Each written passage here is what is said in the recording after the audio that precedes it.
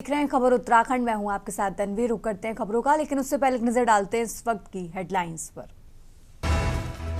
केदारनाथ, गंगोत्री, यमुनोत्री धाम के बाद अब 25 नवंबर को बंद होंगे बद्रीनाथ धाम के कपाट। उपनल कर्मियों पर एस्मा लगाने पर कांग्रेस प्रदेश अध्यक्ष गणेश गोदियाल ने बताया तानाशाही, कहा संवाद की जगह दमन का रास्ता चुना। छात्रवृत्ति घोटाले में ईडी की बड़ी कार्रवाई, डीआईटी यूनिवर्सिटी के चेयरमैन को भेजा नोटिस। पंजाब में ट्रामाडोल टैबलेट की खेप पकड़े जाने पर उत्तराखंड में एफडीए सतर्क, चेकिंग अभियान जारी।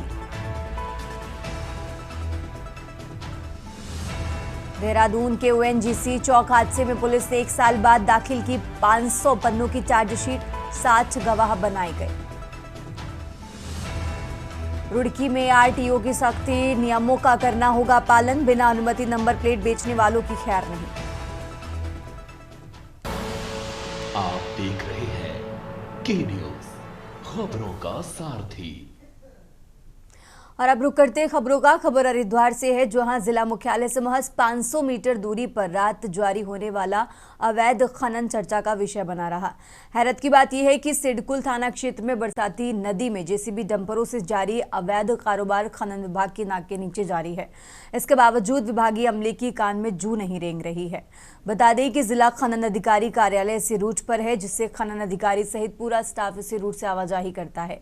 इसके बावजूद ना तो किसी को आवाजाही करते डंपर दिखते हैं और ना ही मशीनों की गरज की आवाज ही कानों तक पहुंचती है। इसलिए सवाल उठाया जा रहा है कि आखिर किसके संरक्षण में धरती का सीना चीरकर निर्बाध रूप से खनन जारी है। लाखों रुपए राजस्व चोरी के बावजूद भी आखिर सिस्टम क्यों खामोश है? जिला खनन अधिकारी गाजिम रजा ने दावा किया है कि कहीं से कोई सूचना प्राप्त होते ही कार्रवाई की जाती है। हमारे द्वारा अभी कुछ दिन पहले यहाँ स्टेट नदी के अंदर एक डंपर, 2 ट्रैक्टर ट्रॉली और पिछले बीच रात संडे में भी हमारे द्वारा एक ट्रैक्टर पकड़ा गया था और सबूर में लंडवारा साइड में जेसीबी के चालान किए गए। और उससे पहले क्या नाम, हमारे द्वारा इसी महीने में महतौली के अंदर पोगलन तो उसको भी चालान किया गया सीज की। स्टेट रोड में जब भी सूचना मिली है, हमारे 2 बार डंपर पकड़े हैं। अभी संडे को ही ट्रैक्टर ट्रॉली भी पकड़ा गया था वहाँ। जेसीबी मौके से एक बार पकड़े गए थे, लेकिन भाग गई थी, मौके में मिल नहीं पाई थी। कल रात भी सूचना मिली थी, लेकिन वो मौके से फरार हो गए थे।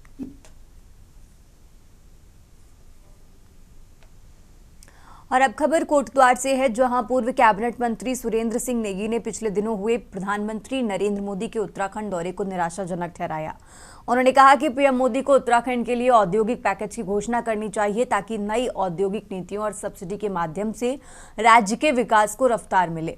नई उत्तराखंड मेगा इंडस्ट्रियल एवं इन्वेस्टमेंट नीति में विभिन्न पैमानों के उद्योगों के लिए पूंजीगत कैपिटल सब्सिडी का प्रावधान है।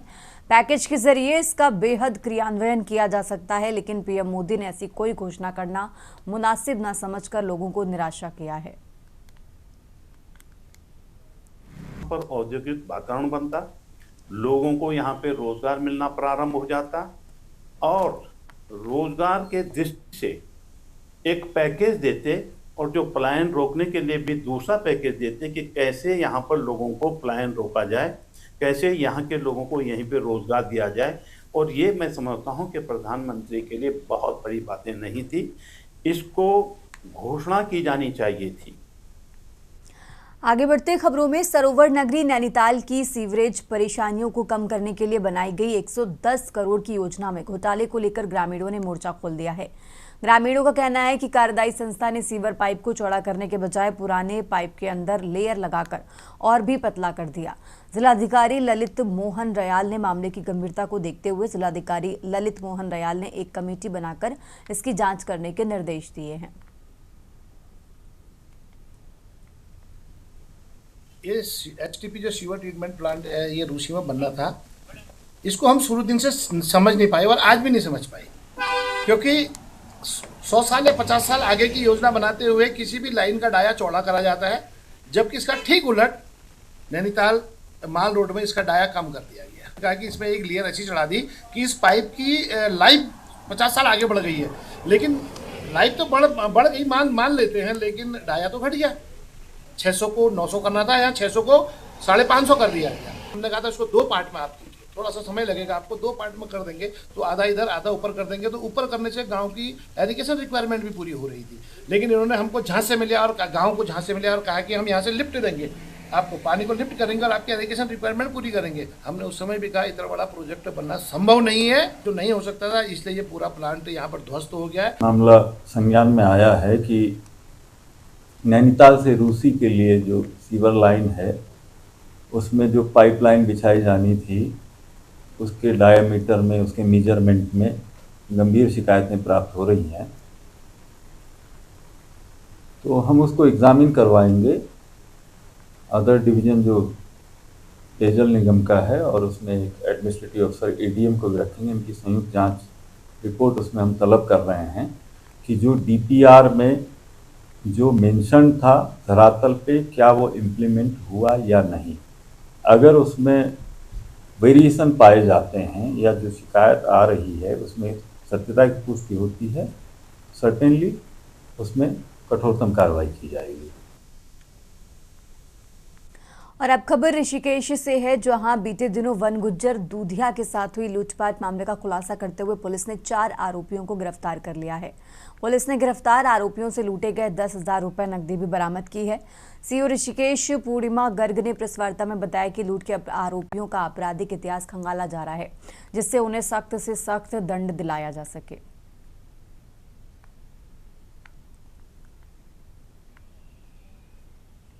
थाने पर सूचना रिसीव हुई थी कि 17 तारीख की सुबह मॉर्निंग में 10:30-11 बजे के लगभग ये घटना कारित हुई है। तो तुरंत इसमें सीसीटीवी फुटेज प्राप्त की गई और उसके आधार पर इसमें मुकदमा दर्ज भी किया गया। मुकदमा इसमें नामजद था। इसमें एक अमन भंडारी और आकाश इसमें प्रकाश में आए थे। उसके बाद पश्चात फिर टीम्स का गठन किया गया और इनको बड़ी तेजी से और त्वरित कार्रवाई करते हुए इनको 4 लोगों को इसमें एप्रीहेंड किया गया है। इस आपके 10,000 की जो बता रहे हैं लूट हुई थी और इसमें 10,000 के 10,000 ही पूरे इसमें रिकवर हो गए हैं। इसमें टोटल 4 लोगों की गिरफ्तारी हुई है। इनके पुराने इतिहास के बारे में जानकारी की जा रही है, पर ऐसा लग रहा है कि जैसे इनका इतिहास है तो जानकारी इसमें की जा रही है। आगे बढ़ते खबरों में, नगर पालिका परिषद पौड़ी द्वारा आयोजित 3 दिवसीय पौड़ी शरदोत्सव का भव्य शुभारंभ रामलीला मैदान में मुख्य विकास अधिकारी गिरीश व अन्य अतिथियों ने ध्वजारोहण व दीप प्रज्वलित कर किया। शरदोत्सव के शुभारंभ अवसर पर 1 दर्जन स्कूलों में शहर में मार्च पास्ट के साथ झांकियां निकालकर स्थानीय संस्कृति के संरक्षण का संदेश दिया गया। झांकियों के कार्यक्रम स्थल पर पहुंचने पर मुख्य अतिथि द्वारा उनका अवलोकन कर व मार्च पास्ट की सलामी ली गई।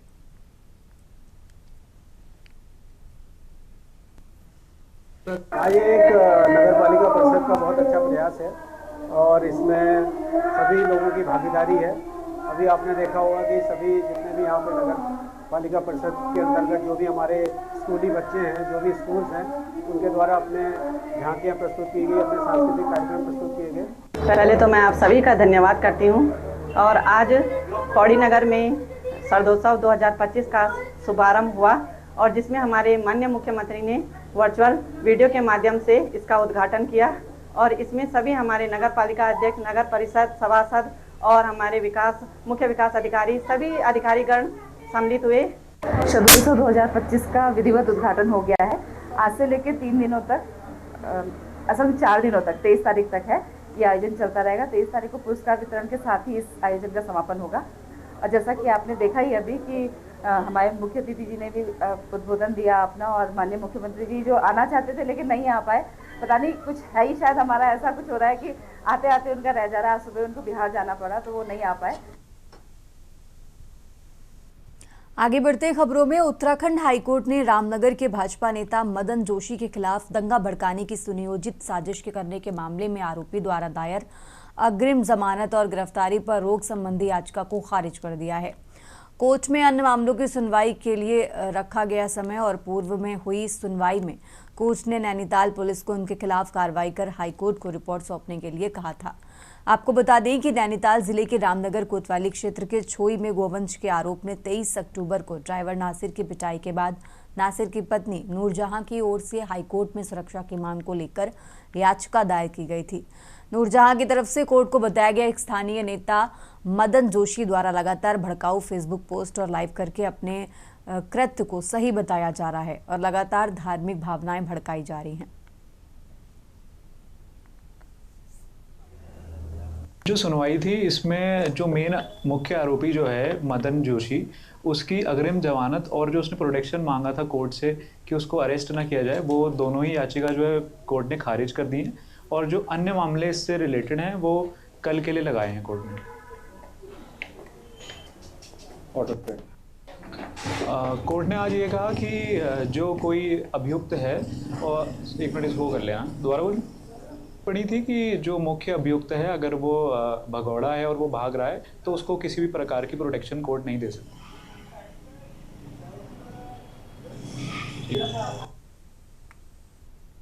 आगे बढ़ते खबरों में, उत्तराखंड सरकार ने सरकारी कर्मचारियों और अधिकारियों के लगातार हड़ताल करने पर बड़ा फैसला लिया है। सूबे की धामी सरकार ने अगले 6 महीने के लिए एस्मा एक्ट लगा दिया है, यानी कि राज्य सरकार के सभी विभागों, निगमों और प्राधिकरणों में सरकारी कर्मचारियों की हड़ताल पर 6 महीने की अवधि के लिए प्रतिबंध लगा दिया गया है। सूचना कार्मिक ने अधिसूचना जारी की है। समान काम के बदले समान वेतन और नियमितीकरण की मांग को लेकर आंदोलनरत उपनल कर्मचारियों ने अपना आंदोलन तेज कर दिया। सरकार के साथ 8वीं बार बातचीत विफल होने के बाद कर्मचारियों ने उत्तराखंड के सैनिक कल्याण सचिव का पुतला दहन किया। नो वर्क नो पे के आदेश की प्रतियां जलाकर अपना विरोध जताया। देहरादून में कर्मचारियों का धरना 11वें दिन भी लगातार जारी रहा।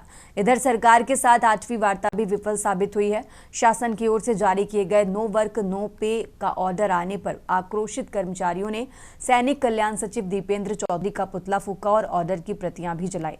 कर्मचारियों ने साफ किया कि बिना किसी भय और दबाव के मांग पूरी होने तक उनकी हड़ताल लगातार जारी रहेगी। ये रिपोर्ट देखिए। उत्तराखंड राज्य के सभी विभागों को मिलाकर करीब 22,000 उपनल कर्मियों ने सोमवार 10 नवंबर से कार्य बहिष्कार का फैसला लिया है। उन्होंने इसे सरकार और ब्यूरोक्रेट्स की नाकामी बताते हुए कहा कि वर्ष 2018 में नैनीताल हाईकोर्ट ने राज्य सरकार को चरणबद्ध तरीके से सभी उपनल कर्मियों को नियमित किए जाने को कहा था। उसके बावजूद सरकार ने इस आदेश पर अमल करने के बजाय सुप्रीम कोर्ट का रुख किया। साल 2024 में सुप्रीम कोर्ट ने भी सरकार की अपील खारिज कर दी। कर्मचारियों का धरना 11वें दिन भी जारी रहा। इधर सरकार के साथ 8वीं वार्ता भी विफल साबित। शासन की ओर से जारी किए गए नो वर्क नो ऑर्डर आने पर आक्रोशित कर्मचारी अभी भी सरकार की तानाशाही के खिलाफ सड़कों पर डटे हुए हैं। वहीं सरकार के आदेश से नाराज ये आंदोलनकारी अपने इस आंदोलन को और उग्र करने की चेतावनी सरकार को दे रहे हैं। वहीं राजनीतिक विपक्ष भी सरकार के फरमान का विरोध जताता नजर आ रहा है। ऐसे में ये लड़ाई आने वाले समय में एक बड़े आंदोलन की दिशा में जाती नजर आ रही है।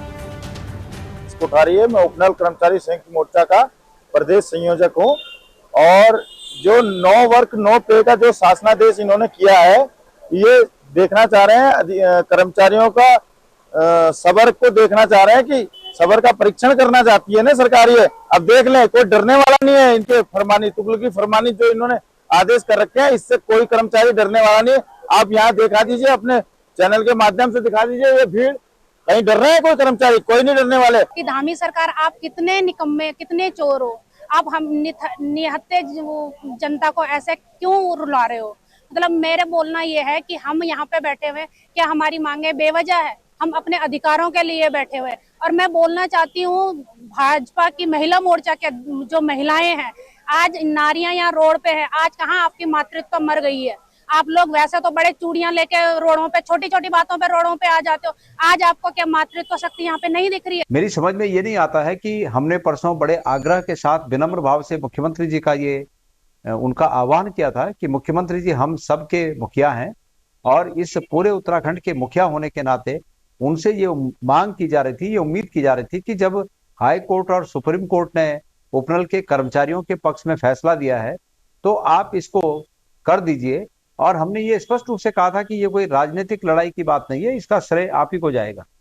लेकिन मुख्यमंत्री जी ने और एक कदम आगे बढ़ते हुए उनके ऊपर ये एस्मा और साथ साथ में नो वर्क नो पे का आदेश उन पर चस्पा कर दिया है। देखिए, हमारी सरकार जो उपनल के कर्मचारी हो या अन्य इस उत्तराखंड के युवा, उनके सम्यक रोजगार के लिए दृढ़ संकल्पित है और उस दिशा में कार्य कर रही है। लेकिन कांग्रेस ने जो कहा है कि हमारी सरकार आएगी तो हम इनको नियमितीकरण करेंगे, पहले भी कांग्रेस की सरकार थी, कांग्रेस ने इस ओर ध्यान नहीं दिया है। निश्चित रूप से उपनल के जो कर्मी हैं उनका समाधान निकलेगा।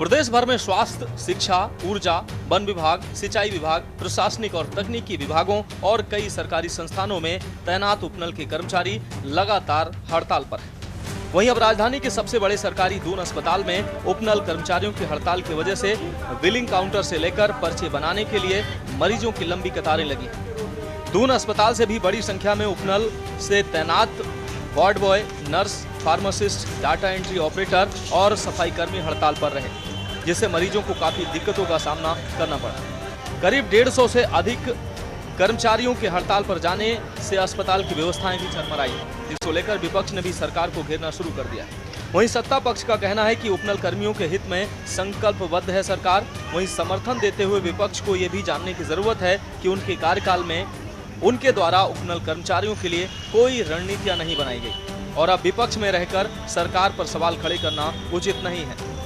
सरकार उपनल कर्मियों का लगातार संज्ञान ले रही है और निश्चित ही जल्द इसका समाधान भी निकालेगी। साथ ही सरकार का जो हड़ताल पर रोक और नो वर्क नो पे का आदेश राज्य हित में लिया गया फैसला है। सुप्रीम कोर्ट से ऊपर कोई नहीं होता और ये धामी जी को समझना चाहिए। आप रोक लगाने की भले ही कोशिश कर लीजिए, लेकिन लोकतंत्र में जनता की आवाज को दबाना आपके लिए नामुमकिन है, उनके लिए खास करके जो जीत के आए हैं।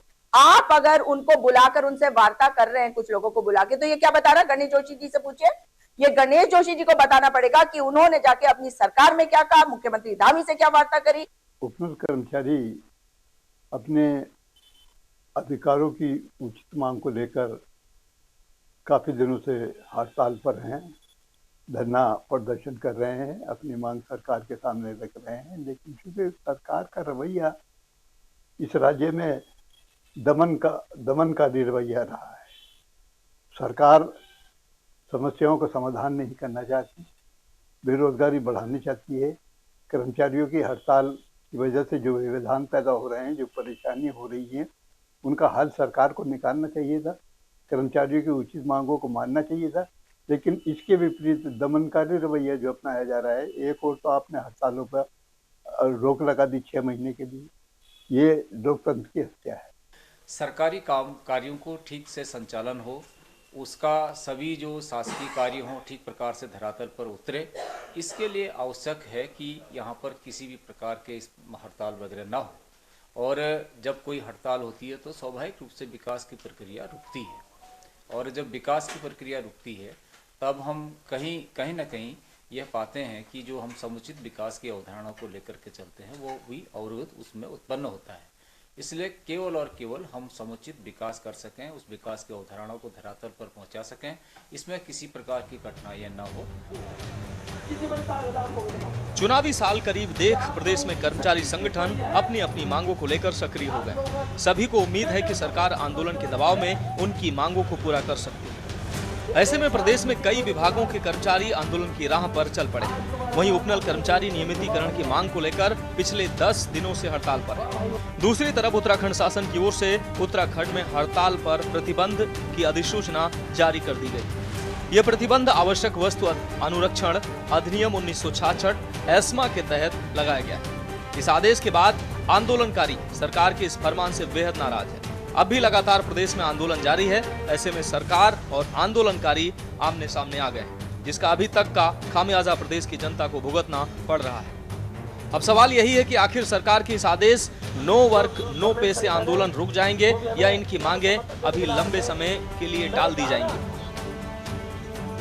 Uttarakhand desk report.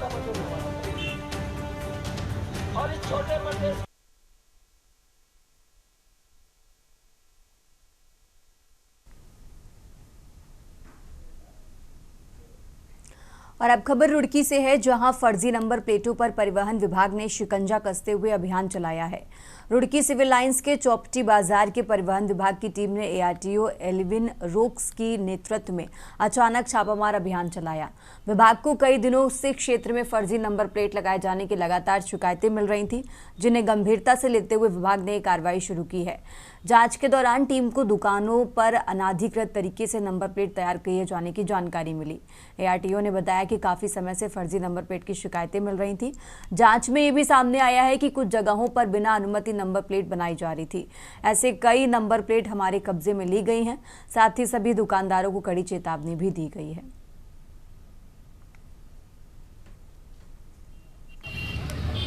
काफ़ी दिनों से फर्जी नंबर प्लेट की शिकायतें हमें मिल रही थी और अक्सर देखा भी जा रहा है कि लोग नंबर प्लेट बनाकर और उनके चालान दूसरे के नाम पे होते जा रहे हैं। तो ये जो सारे दुकानें हमने आज चेक करी, ये सारे अनाधिकृत रूप से नंबर प्लेट बना रहे थे, जिसकी हमें सूचना मिली थी। तो आज सबकी नंबर प्लेट तो जब्त कर ली है और यदि भविष्य में बनाते हैं तो उनकी दुकान बंद करने की कार्रवाई भी की जाएगी। आगे बढ़ते खबरों में, चमोली जिले के पोखरी ब्लॉक के पाव गांव के निवासी महिला एक चारा लेने अपने भालू ने जिस पर अचानक कब्जा कर हमला कर दिया। वन विभाग व पुलिस द्वारा सर्च अभियान चलाए जाने के बाद महिला राजेश्वरी देवी जंगल में घायल अवस्था में मिली। दोबारा शुरू हुए सर्च अभियान में महिला बामनाथ पोखरी मोटर मार्ग से करीब 2.5 किलोमीटर दूर यानी 70 से 80 मीटर की दूरी पर बाज के पेड़ के पास मिली। रेस्क्यू टीम ने स्ट्रेचर की मदद से महिला को निकालकर सामुदायिक स्वास्थ्य केंद्र पोखरी पहुंचाया और उसका इलाज जारी है।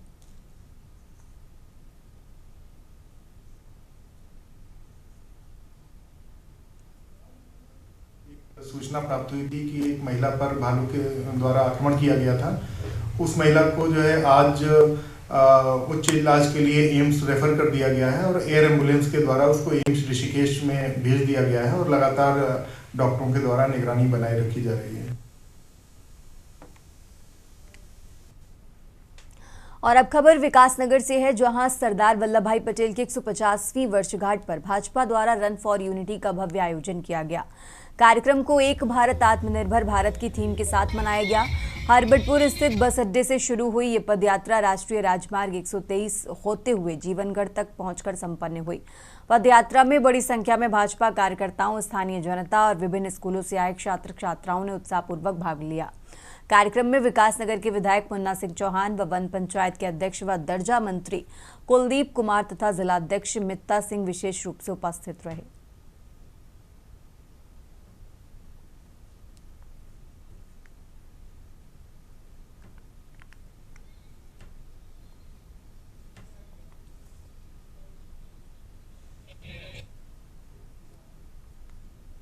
और अब खबर गदरपुर से है, जहां क्षेत्र के विद्यालयों में खेल दिवस बड़े ही धूमधाम से मनाया गया।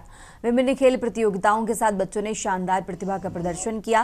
कार्यक्रम में बतौर मुख्य अतिथि पहुंचे क्षेत्रीय विधायक अरविंद पांडे ने बच्चों का उत्साह बढ़ाया। गदरपुर क्षेत्र के निजी स्कूल में आयोजित खेल दिवस में बच्चों ने एथलेटिक्स, ग्रुप गेम्स व कल्चरल एक्टिविटीज के जरिए अपनी प्रतिभा दिखाई। कार्यक्रम में अभिभावकों की भी अच्छी खासी भीड़ देखने को मिली। जब उसमें हर प्रकार की एक्टिविटी वाले इसमें हो।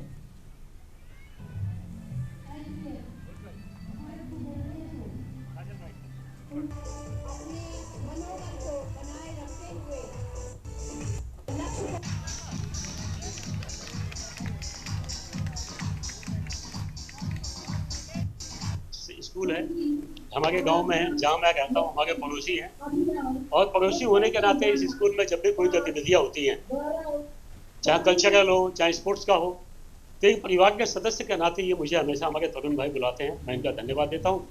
और इसे निश्चित ही इस स्कूल में बच्चों का पर्सनालिटी डेवलपमेंट के लिए चाहे कल्चरल कार्यक्रम हो चाहे स्पोर्ट्स का हो, प्रॉपर करते हैं ताकि बच्चों का शारीरिक और बौद्धिक इसका विकास हो सके। मैं इस परिवार को बहुत बहुत शुभकामनाएं देता हूँ। एनुअल स्पोर्ट्स कार्निवाल है, ये हम हर साल आयोजित करते हैं अपने स्कूल में, जिसमें कि चारों हाउस के आपस में हम कंपटीशन कराते हैं, जिसमें green house, red house, blue house और येलो हाउस है। इन चारों के बीच में हम कंपटीशन कराते हैं। इंडोर गेम्स और आउटडोर गेम्स सारे कराते हैं। 100 मीटर की दौड़ है, 800 मीटर की दौड़, 400 मीटर की दौड़, रिले रेस, कबड्डी, खो खो, शतरंज, टेबल टेनिस, ये सारे गेम्स का हम आयोजित करते हैं। और आगे बढ़ते खबरों में, बागेश्वर के प्राचीन बागनाथ मंदिर परिसर में शिव प्रतिमा का त्रिशूल खंडित मिलने से श्रद्धालुओं में चिंता फैल गई है। सूचना मिलते ही एसडीएम प्रियंका रानी ग्रामीण निर्माण विभाग की टीम के साथ मौके पर पहुंची और क्षति का निरीक्षण किया। उन्होंने इसे जन आस्था से जुड़ा गंभीर मामला बताते हुए अधिकारियों को तुरंत मरम्मत शुरू करने के निर्देश दिए हैं।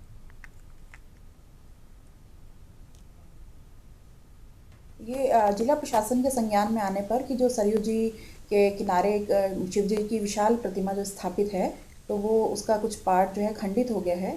तो इस संबंध में तत्काल जो है जिलाधिकारी महोदय द्वारा संज्ञान लेते हुए इस संबंध में जिला प्रशासन के स्तर से प्रभावी कार्रवाई और त्वरित करने के निर्देश दिए गए थे। इसके क्रम में मुख्य विकास अधिकारी महोदय के स्तर से आज ही एक्सियन RWD को इस संबंध में निर्देशित कर दिया गया है कि आप तत्काल जो है इसकी जो मरम्मत का कार्य है वो करें। तो इस संबंध में आज मेरे द्वारा और एक्सियन जो RWD हैं उनके द्वारा निरीक्षण भी किया गया है और इसमें जो है अतिशीघ्र इस संबंध में कार्रवाई की जाएगी।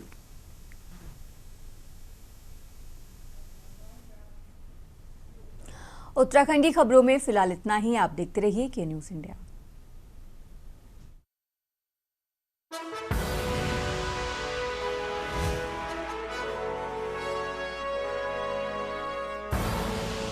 आप देख रहे हैं के न्यूज़, खबरों का